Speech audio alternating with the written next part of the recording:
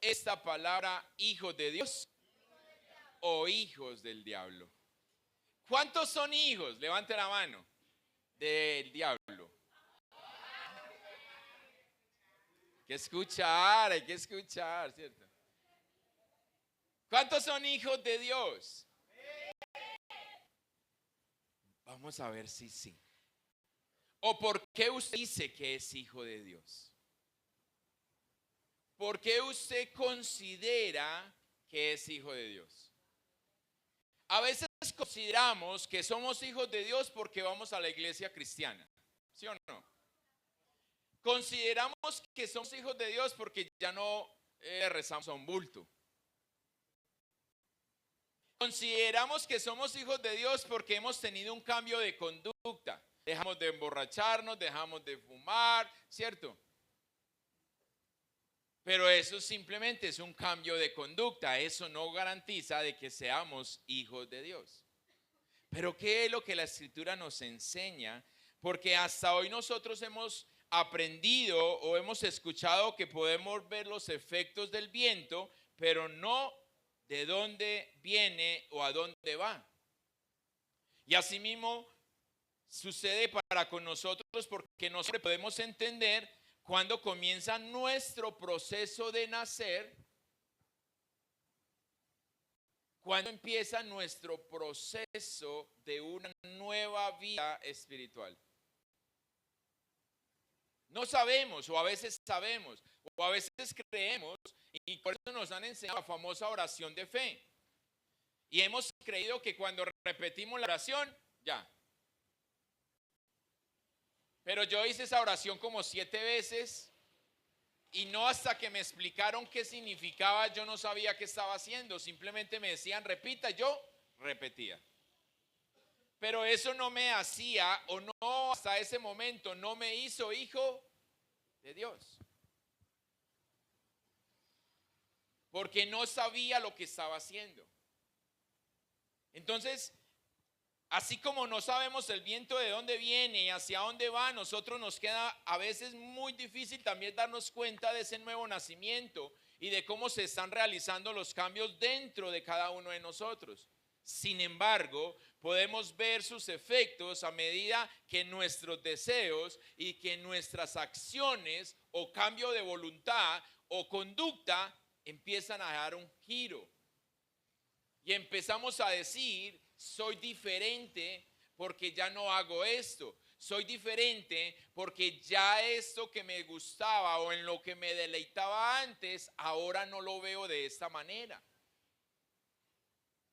Y yo les decía a ustedes, cuando vemos los rumberos de la cuadra, yo vengo en las mañanas y yo hablo con el Señor y digo, Señor, por favor, lo que hiciste conmigo, hazlos con ellos. Porque cuando nos encontramos en medio de todo eso, creemos que estamos pasándola chévere. Pero resulta que cuando llega el guayabo y estamos pelados, decimos, no lo vuelvo a hacer. Y yo era uno de los que decía, no vuelvo a beber. Y hasta que me ofrecían el último. Apenas me ofrecían, yo decía, ay, pero es que yo acabo de decir que no. Pero bueno, hagámosle, pues ahí para no quedarle mal a usted. Entonces, hacíamos promesas que nunca cumplíamos. Y todo esto nos permite saber que andamos por una línea muy delgada y que necesitamos cada día esforzarnos más para no terminar andando en el lugar o en el lado equivocado. Porque consideramos que como vamos a la iglesia, o porque oramos en la casa, o porque ya leemos la Biblia, entonces estoy en el camino correcto. Pero resulta que no es suficiente. En esa manera consideramos entonces que estamos en un buen camino, pero ¿quién nos da garantía de que nos encontramos en ese camino? Y ahí es donde tenemos entonces que compararnos con la Escritura. Porque en la Biblia podemos encontrar varios personajes que consideraban estaban en el camino correcto hasta el día en que llegó el hombre de Dios o el siervo de Dios a decirles, que estaba mal. Caso Saúl. Saúl creyó que estaba bien. Y aún después de que le dice el siervo del Señor, te han desechado y te han quitado el trono, él decía, venga, pero todavía no lo vaya a publicar. Sí, déjelo para las redes sociales, para la próxima semana, que es que me van a traer un diezmo. Entonces el hombre le dijo, espere. Ahora encontramos otro caso, el de Sansón. Hoy hay mucha polémica entre los teólogos si Sansón se salvó o no se salvó. Pero el hombre tenía una promesa desde antes de nacer. Pero es que no sirve que tengamos promesas si no caminamos en pos de ella. Y este hombre hizo todo lo que Dios le dijo que no hiciera. ¿Cómo terminó él? Clamando al Señor para que le diera de nuevo las fuerzas para derribar el lugar en donde se encontraba y matar a los filisteos que estaban con él. Se murieron ellos y se murió él. ¿Para dónde se fue él? No sabemos. Pero uno con esa conducta, uno dice, yo creo que se fue para tal lado. Entonces encontramos que creemos que porque hacemos cosas para Dios, creemos que somos hijos de Dios. Y usted no olvida ese pasaje que dice, Señor, en tu nombre echamos demonios. Señor, en tu nombre hicimos milagros. Y el Señor ni siquiera aplaudió, sino que dijo, ¿y quién es usted? No te conozco. Entonces, por eso, o somos hijos de Dios o somos hijos del diablo. Pero necesitamos tener la certeza de quiénes somos para poder saber cómo estamos andando.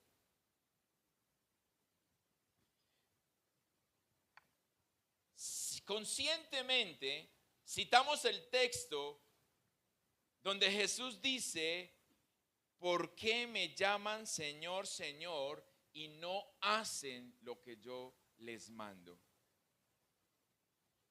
Lo citamos, pero no lo interiorizamos para darnos cuenta que nos encontramos haciendo. Y así como lo citamos, nos encontramos viviendo en nuestra propia creencia, en lo que se basa en respecto a mi opinión. Porque cuando aplicamos a nuestra vida esta palabra, decimos, pero yo te fallé, yo te desobedecí, yo no hice o me faltó. Y el mismo Señor Jesús dijo que los hijos de desobediencia eran hijos ¿de quién? Y si usted y yo desobedecemos, ¿somos hijos de Dios? Tenga presente que Jesús le dijo esto a los religiosos, o sea, a la iglesia de ese tiempo. Él no se lo dijo a los gentiles, sino a los religiosos, a los que estaban metidos en la iglesia.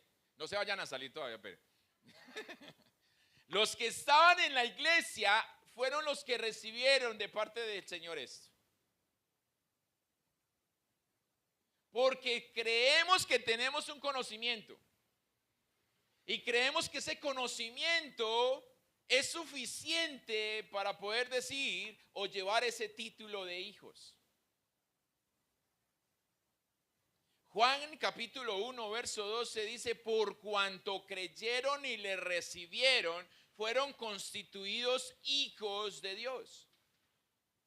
Pero es que el creer y el recibirle va ligado a muchos más eslabones para poder cumplir la parte final de ese verso de ser constituidos hijos de Dios.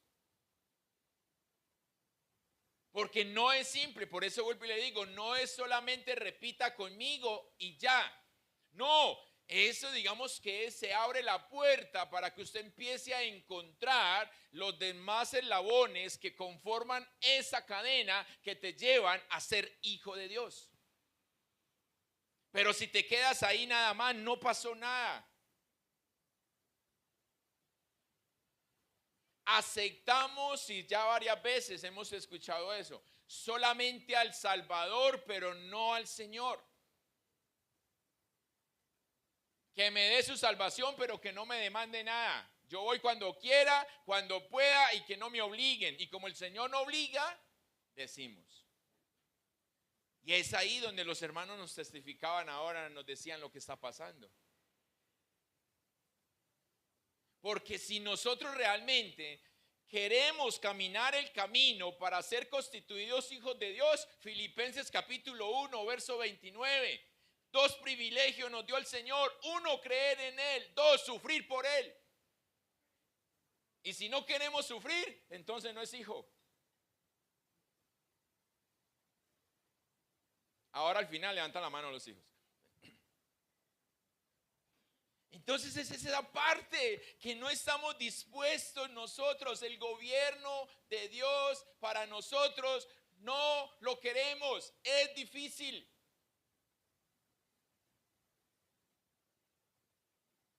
Por eso hoy la iglesia se encuentra agrietada, se encuentra averiada, se encuentra dañada.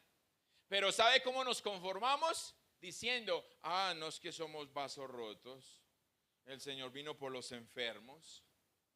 Entonces nos damos un consuelo, porque no es que sea malo, no es que sea una mentira. Él vino por los enfermos, amén, aleluya por eso. Pero esa no es la justificación para yo no caminar en el camino que Él me ha puesto. Ese no es. Y nosotros a veces lo ponemos como la excusa para poder hacerlo a nuestra manera. El pueblo judío tenía profundamente asumido que eran el pueblo elegido de Dios, a quienes pertenecían los pactos y las promesas. Vivían en Jerusalén y ellos creían que porque estaban allá, la ciudad elegida por Dios, entonces es allí donde se establece la presencia del Señor y de donde sale hacia el mundo todo este concepto. Entonces ellos estaban, tanto que los llevó a detestar, a odiar al pueblo gentil, porque no eran judíos. El pueblo judío no se junta, porque es un chusma, no se junta con el gentil. Hoy los judíos, los que siguen siendo judíos, los judíos, ellos todavía no se juntan con la gente que no cree en el Señor. Por eso ellos mismos se autodenominan religiosos, pero no con el significado que nosotros tenemos de religioso. No, el religioso es porque vamos a la iglesia, porque somos hijos de Dios, porque caminamos. No. Es el pueblo de Dios. Y es ahí en Jerusalén donde encontramos el templo. Es en Jerusalén donde encontramos a los únicos autorizados para ofrecer sacrificios aceptables a Dios. Y todo esto los llevó a engrandecerse, a ponerse en orgullosos, pero no a cumplir la tarea que Dios les había encomendado. Que fueran los responsables de que la palabra de Dios, que había sido revelada en ellos y a través de ellos, pueda ser extendida. Pero ellos la están amarrando porque simplemente siguen en su mismo círculo y no salen al otro lado. Por eso a Pedro le costó creer que el evangelio era para el gentil. Por eso el Señor tuvo que levantar a Pablo y le dijo a Pablo: Pablo, usted va a ir a reyes, usted va a sufrir por mí, te voy a enseñar a sufrir. ¿Cuántos quieren el llamado? Santo, seguro. Prepárense. El Señor le dijo a Pablo: te enseñaré a sufrir por mi causa. Entonces, ojo, cuando los apaleen y los apedreen, no me diga el otro día que no viene a congregarse porque le duele. Pablo Pablo se levantó después de una pela de esas a predicar en otra ciudad.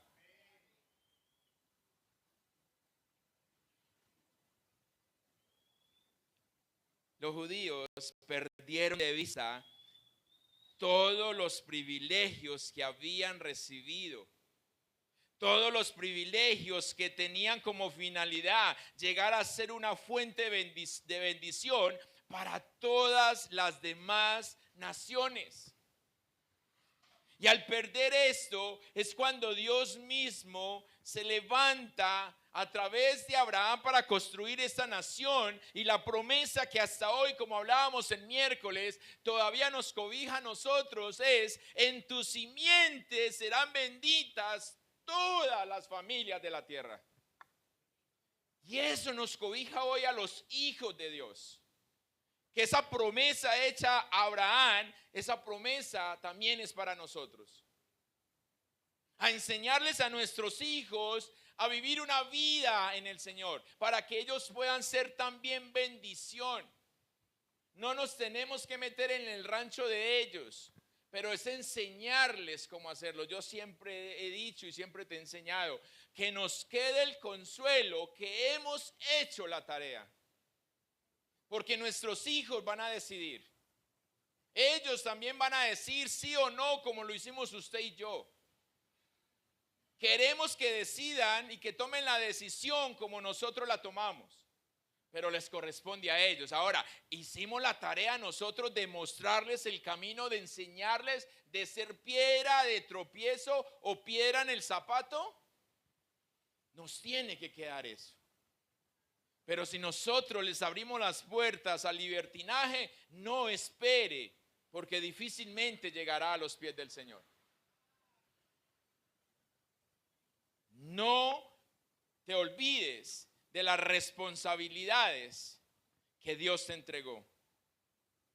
No se quede viviendo solo en el privilegio, porque el privilegio te envanece, te llena de orgullo y te da una satisfacción vana, que lo que hace es que te lleva a que se te sienta superior a los demás. Por eso nosotros necesitamos no ser como el pueblo judío, porque el pueblo judío hizo que el Señor les diera la espalda para poder mirar al gentil, para provocarles a celo. No hagamos, porque Pablo lo enseña diciendo: si eso se hizo con el natural, ¿qué no se hará con el injertado? Si el Señor despreció a sus propios, a los naturales, ¿qué no hará con los adoptados? Y es ahí donde usted y yo tenemos que andar con más cuidado en esa línea delgadita. ¿De qué vamos a hacer? Y la primera carta a Juan, o la primera carta de Juan, capítulo 3, verso 8, tengo la versión Reina Valera, acompáñenme ahí por favor.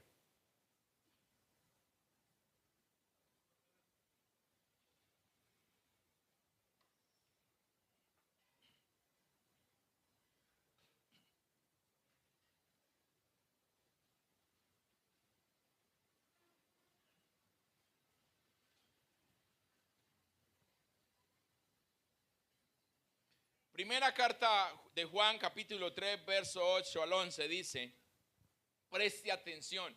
El que practica el pecado es del diablo, porque el diablo peca desde el principio. Para esto apareció el Hijo de Dios, para deshacer las obras del diablo. Todo aquel que es nacido de Dios no practica el pecado, porque la simiente de Dios permanece en él y no puede pecar, porque es nacido de Dios. En esto se manifiestan los hijos de Dios y los hijos del diablo. Todo aquel que no hace justicia y que no ama a su hermano no es de Dios. Porque este es el mensaje que habéis oído desde el principio, que nos amemos unos a otros. Amén. Puede sentarse, mi hermano. Pastor, pero yo qué hago si en esta carnalidad sigo pecando. Ojo. Una cosa es que usted peque, otra cosa es que usted viva en el pecado. Son dos cosas diferentes. Cuando vivimos en el pecado, simplemente no nos hemos arrepentido aunque estemos en la iglesia. Pero que usted pecó y usted, ay, pero Señor, ¿por qué miré 2 veces? Señor, no debería haber mirado 2 veces. Usted empieza a arrepentirse, es diferente. Pero usted no puede decir, Señor, es que como que miro 2 veces y vuelvo y miro, y vuelvo y miro, y sigo mirando. Ay de mí. Ay de mí. La escritura afirma claramente que todo pecado proviene del diablo. Nunca puede provenir de una relación con Cristo. Todo pecado, en todas sus formas, proviene de Satanás. Ay, pero es que Dios, ¿por qué me dejó eso ahí? No, no es el Señor. Es necesario y es importante que recordemos que tenemos acceso a la gracia de Dios a través de nuestro Señor Jesucristo. Y es esa gracia la que tenemos que utilizar para poder arrepentirnos, dejar nuestros pecados allá en el pasado y empezar esa nueva vida en Él. Pero necesitamos buscar su ayuda. No podemos morirnos de hambre teniendo la nevera llena. Sabemos en dónde pedimos ayuda, pero no, yo para qué voy a contar mis problemas, eso lo resuelvo yo con Dios. Pero hasta hoy, ¿por qué no lo has resuelto? Hasta hoy, ¿por qué no lo has hecho? Entonces es ahí donde tenemos que buscar primeramente la ayuda del Señor para que resistamos la tentación, pero necesitamos entrar al cuarto secreto. Necesitamos ir a la oración, necesitamos tener el estudio de las Escrituras. De lo contrario, no vamos a encontrar el fundamento para poder saber cómo contrarrestamos el pecado. Y lo que vamos a hacer es que lo vamos a suavizar para que sea más cómodo en cada uno de nosotros. Hace días el Señor nos decía, huya de esos, ¿cierto? Hemos escogido nosotros ya de separar o alejarnos de aquellos que nos hacen o de aquello que nos hace daño. O decimos, yo soy fuerte, yo soy capaz de manejarlo. Y creemos que ya somos los súper y nos vamos como todo un guerrero para devolvernos derrotados. ¿Para qué fui? Vea, no hubiera ido, Señor, ¿para qué me dejó? Y empezamos a culpar al Señor.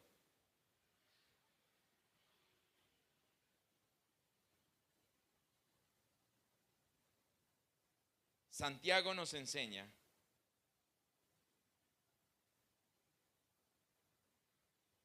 mas sea hacedores de la palabra y no tan solo oidores, engañándoos a vosotros mismos. ¿Qué escuchamos? Pero ¿qué estamos viviendo? Romanos 10:10 dice que lo que confieses con tu boca, pero creas en tu corazón. Es lo mismo que está diciendo Santiago. ¿Qué escuchas? ¿Qué haces? ¿Qué dices y qué vives? Seamos oidores, pero seamos hacedores y no tan solo oidores olvidadizos. Porque eso nos convierte en necios y convirtiéndonos en necios no nos hace hijos de Dios.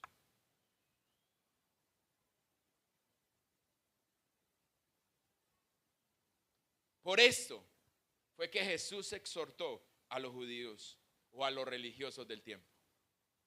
Porque ellos sabían palabra, pero no vivían palabra. ¿Qué sabes tú? ¿Pero qué vives? Pastor, yo tengo muy mala memoria, yo no me aprendo la Biblia. Eso no te exime que tengas que vivirla. Sépasela o no se la sepa, hay que vivirla. Si se la sabe, le queda más fácil. Mentira, no. Pero si usted tiene relación con el Espíritu de Dios, el Espíritu de Dios te va a recordar. Te va a recordar lo que tienes que hacer. Pero si no tenemos el estudio de la Escritura, no me diga que habla con el Señor. No me diga que habla, porque hablaba con el Señor de enseguida de su casa, pero no con el Señor de los cielos. No, no. Si usted no coge su Biblia en su casa, si usted no tiene un lugar secreto, no me diga que usted es hijo de Dios. Porque es lo primero que el Hijo de Dios hace. Usted se imagina usted llegar, si usted no vive con su papá y con su mamá, usted llegar a la casa de su papá y su mamá y que usted no lo dejen ir al baño. Usted no es de la casa. Porque cuando uno es de la casa, uno llega y, madre, ¿por qué dejó esto por aquí? Me lo puedo comer, pero es que me lo puedo comer y ya va en la boca, Porque es nuestra casa. Pero cuando llegamos donde un extraño, uno ahí ha disimulado, dice, aquí no hacen café, pero...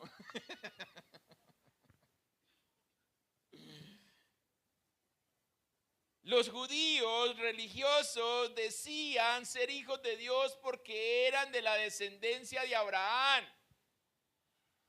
En el capítulo 8 del Evangelio de Juan, los judíos tuvieron una discusión con Jesús. Y ellos decían, nosotros somos hijos de Dios porque venimos de la descendencia de Abraham. Y a ellos, quien les dijo que por ser descendientes les daban el derecho de ser hijos. Pero el Señor, que no se quedaba con las piedritas en el bolsillo, sacó una y les dijo, y si ustedes son hijos de Abraham, ¿por qué no hacen como Abraham?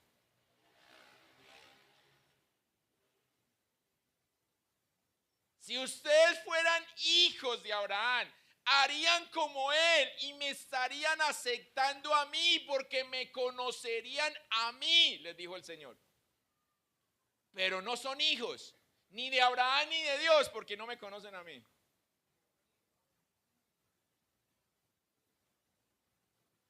¿Usted se imagina? El hijo hace las obras de su padre. Si somos hijos de Dios, las obras de Dios haremos. Sea hacedores y no solo oidores. El pensamiento de ser hijos de Dios estaba arraigado en la mente de los judíos y podemos decir que en un buen porcentaje de la iglesia de hoy también.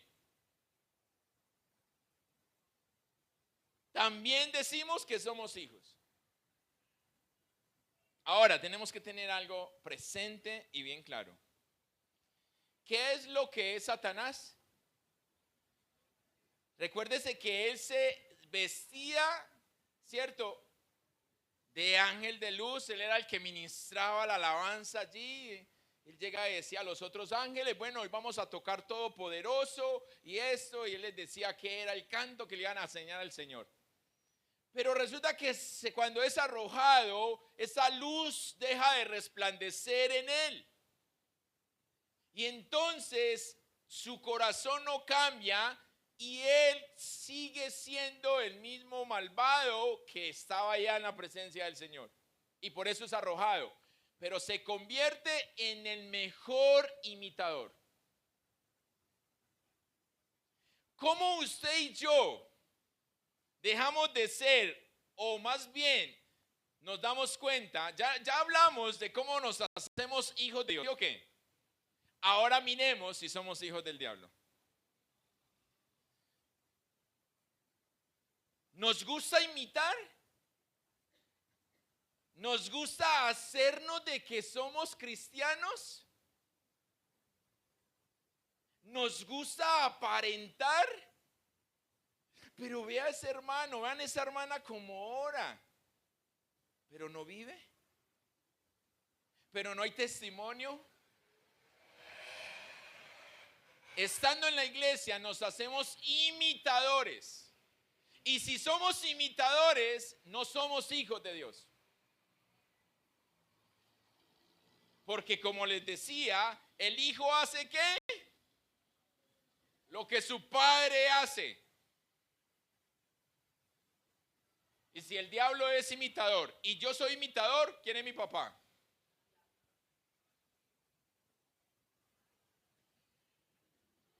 Yo no le voy a decir usted quién es. Usted mismo va a decir de dónde es, ¿cierto? Guillermo, no se vaya todavía. Espere. Venga, que hay oportunidad de arrepentirse. Venga.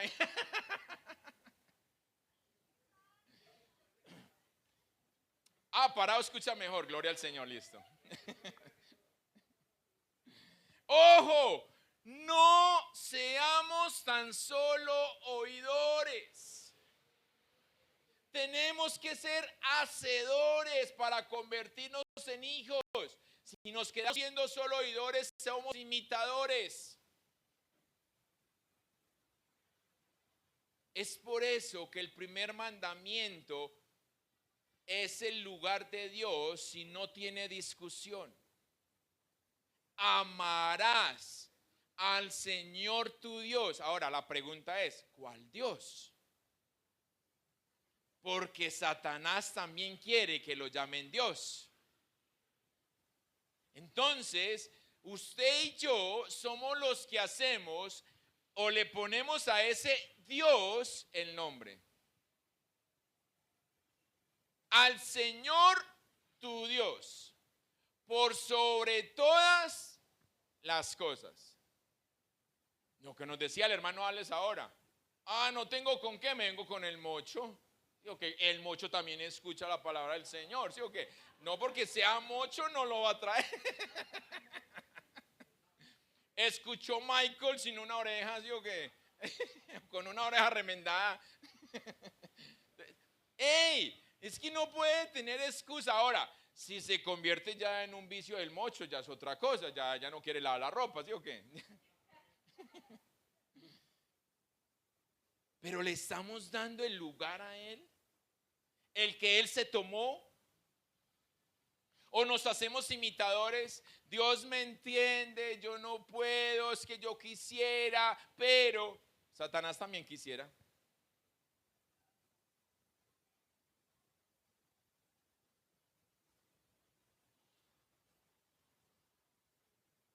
El pensamiento de ser hijos de Dios está arraigado en la mente.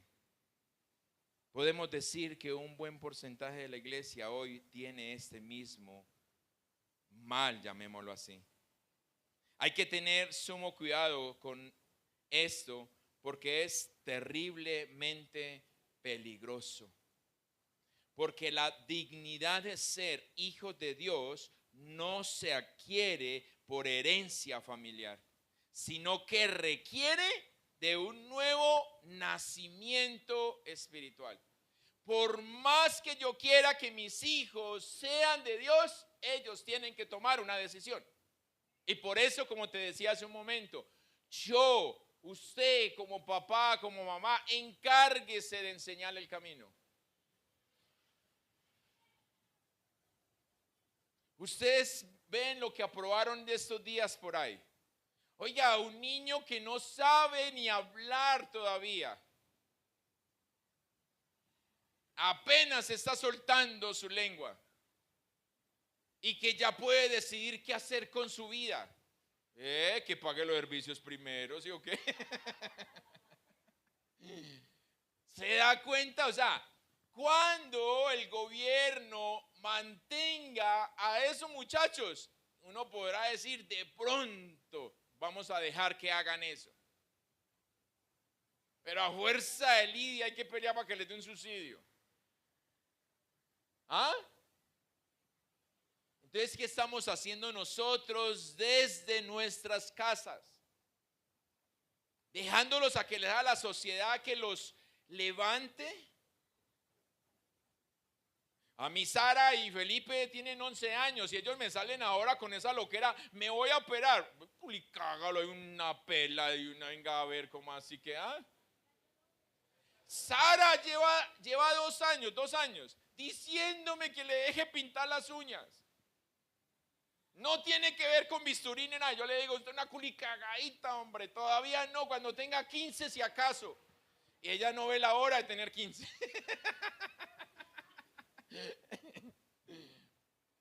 Apá, vea, una de esas que compramos así, vea. No. Se madura, biche. Pero como ve sus compañeritas ya por allá con uñas de lagarto. Ay, ve. Cuando usted venga con aretas grandes y Sara se quede mirándola, es porque le está mirando las aretas. Porque ella se pone las aretas de la mamá y ella dice, se me mueven, ¿cierto?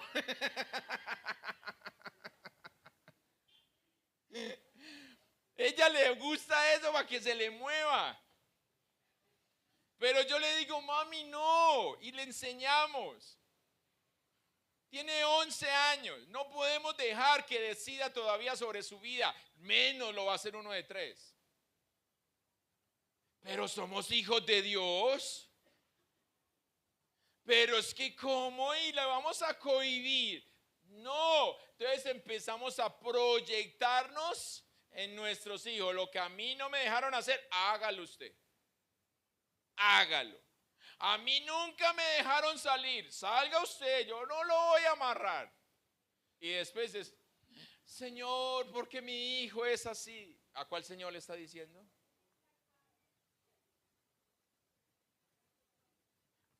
Colosenses capítulo 1, verso 10 dice en la traducción viviente, entonces la forma en que vivan siempre honrará y agradará al Señor. Y sus vidas producirán toda clase de buenos frutos. Mientras tanto, irán creciendo a medida que aprenden a conocer a Dios más y más.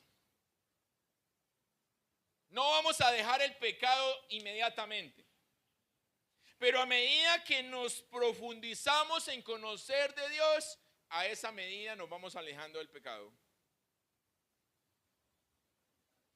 Pero todo parte de nosotros. El Señor ya hizo su tarea. Ahora nos corresponde a nosotros. ¿Cómo me alejo? ¿Cómo peleo? ¿Cuál es la batalla que estoy librando? Esa se llama la guerra espiritual. La guerra espiritual no es echar el diablo, no. La guerra espiritual es cómo usted se somete a la obediencia en Cristo Jesús. Esa es la verdadera guerra espiritual. La guerra espiritual no es parásito, porque el de abajo se queja. No, eso no es. La guerra espiritual es yo pelear con los demonios que hay en mí. Y no es diciendo váyase, sino metiéndome a la luz. Señor, ilumíname, Señor. Porque la sombra del Dios omnipotente está sobre los que le temen y los defiende. Pero si no hay temor, no hay defensa. Y si no hay temor, no tenemos sombra.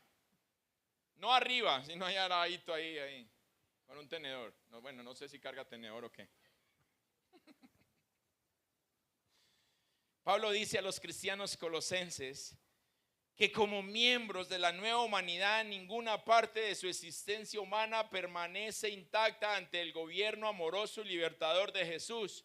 Su sufrimiento, sus tentaciones, su carácter moral y su dinámica familiar deben ser reexaminados y transformados a la luz de la obra de Jesús. Por eso David dijo, examíname, oh Dios, mi corazón. A ver si en él ¿qué? Yo siempre digo, David fue un guapo. Después de saber todo lo que hizo, es que examina mi corazón. pero él quería exponerse a Dios. Señor, arranca de mí todo lo que estorbe para poder estar contigo. Quítame todo esto. Y por eso decía, prefiero ser el portero en tu casa que no el rey afuera. Prefiero un rincón que no el mejor de los palacios. Eso es lo que usted y yo necesitamos anhelar, Señor. Quiero lo poco tuyo y no lo mucho afuera.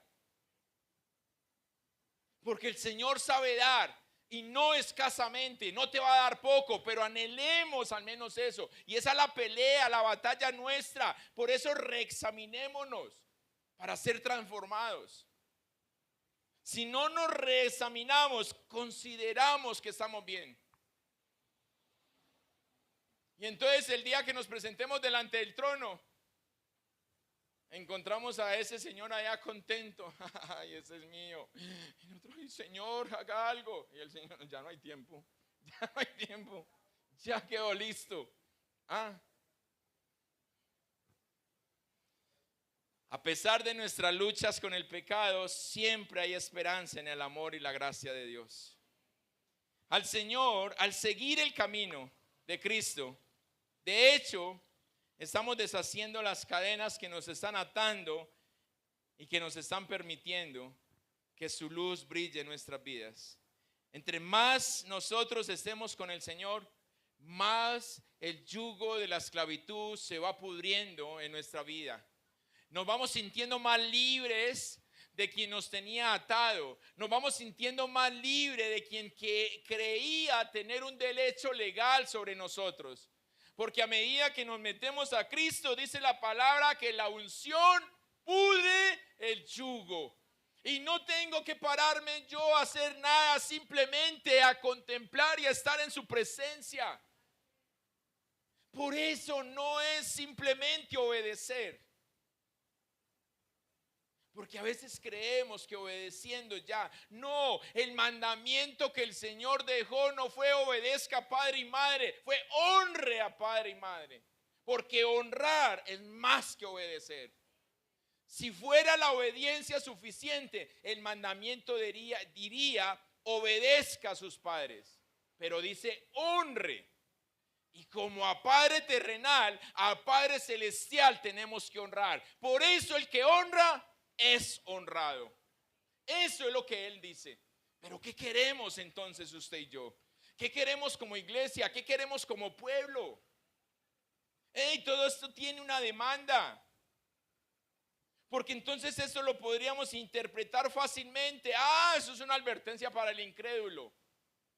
Sí, el incrédulo está atrapado, el incrédulo todavía no tiene esa nueva vida, el incrédulo todavía no es convencido de pecado, el incrédulo no se ha arrepentido. ¿Usted y yo qué? ¿Usted y yo qué? ¿Ya nos arrepentimos? ¿Ya soltamos el pecado? ¿Nos duele el pecado? ¿Conocemos la dirección de Dios para poder saber qué es lo que estamos haciendo? Recuerde, somos justificados por fe, no nos autojustificamos por las obras que nosotros hacemos. El solo hecho de creer en Jesús ya nos da justificación. Pero como creer no es suficiente, entonces tenemos que ir más allá. ¿Somos hijos de Dios o somos hijos del diablo? Si estamos haciendo el esfuerzo de estar en este lugar, si estamos haciendo el esfuerzo de estudiar este libro, si estamos haciendo el esfuerzo de sacar tiempo para orar, que valga la pena. Y no que nos quedemos en esa línea delgada, creyendo que estamos haciendo bien cuando estamos haciendo mal. Judas dijo, ¿por qué no vendemos ese perfume y le damos a los pobres? Y el Señor le respondió, lo que esta mujer está haciendo ustedes no lo saben. Ella me está ungiendo para mi sepultura. Por eso, donde quiera que se hable, se hablará de esta mujer. Estaba diciendo, aún ella será más importante que ustedes. Ustedes van a llevar el mensaje, pero ella me honró. a mí, le dijo el Señor. A los pobres los van a tener siempre. Síganle dando a los pobres. Pero a veces creemos que con obras de caridad vamos a conseguir la salvación. Y no es esa manera. Sean misericordiosos, porque yo soy misericordioso, dice el Señor. Vivamos, pero practiquemos la misericordia, no la lástima, ni el pesar. Porque como digo yo, pesar del diablo, que ya no alcanza bendición. Pesar de él, que ya está condenado. Pero usted y yo tenemos oportunidad todavía de ser arrepentidos para el Señor. Amén. Déselo fuerte y póngase de pie, iglesia.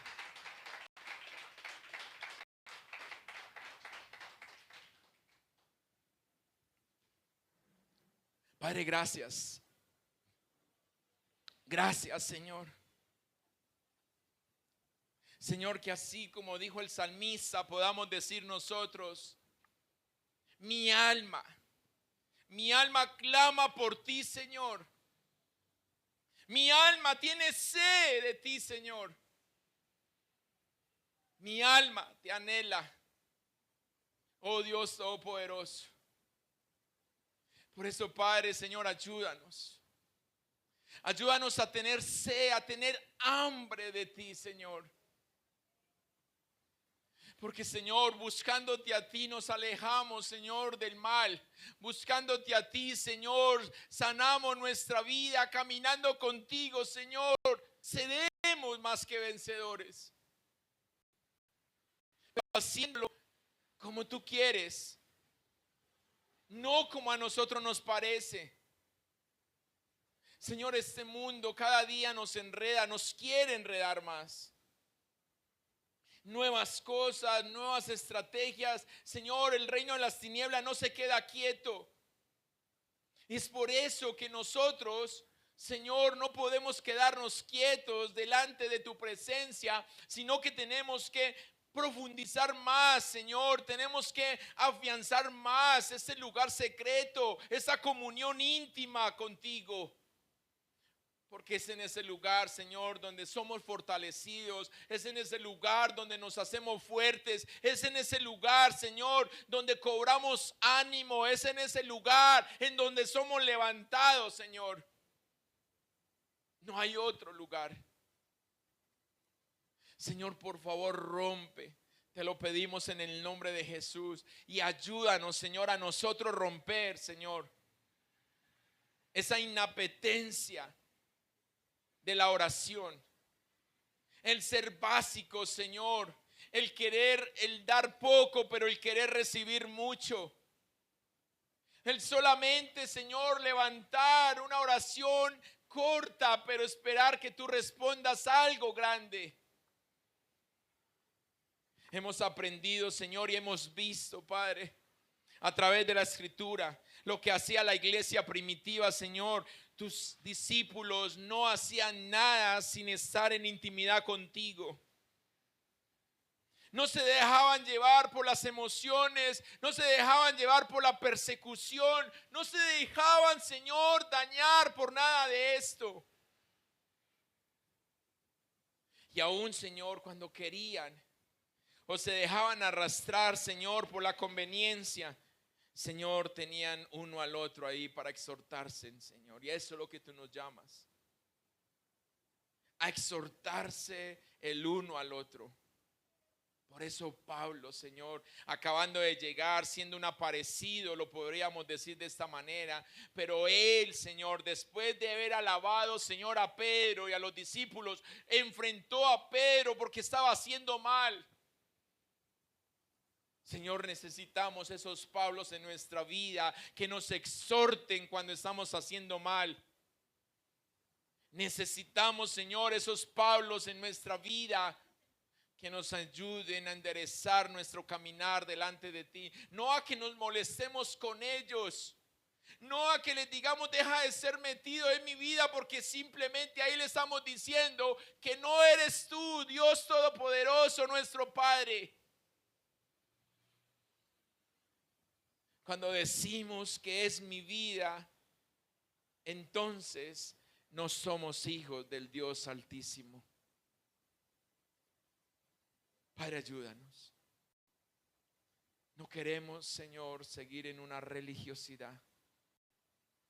No queremos seguir creyendo que estamos caminando bien. Porque tú dices que hay camino que al hombre parece recto, pero su fin es camino de perdición. No queremos, Señor, que esta palabra se aplique en nuestra vida. Aquí están tus hijos, Señor. Aquí está este remanente, Padre. Ayúdanos, ayúdales, Padre, en el nombre de Jesús, a poder creer. Ayúdales a poder mantenerse firmes. Ayúdales a ser fuertes y a ser valientes.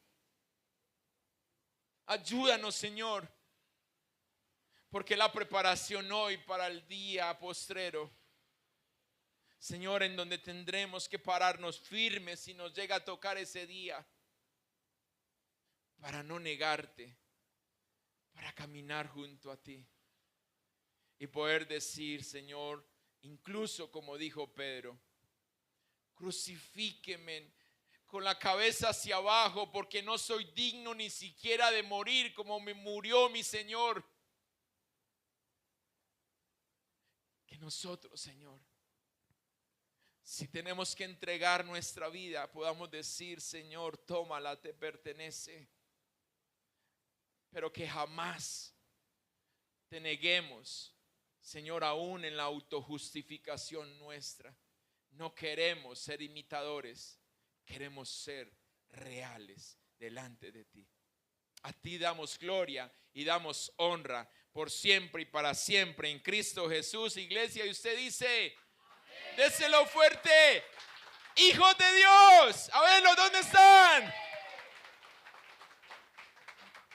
Gloria a ti, Señor Jesús.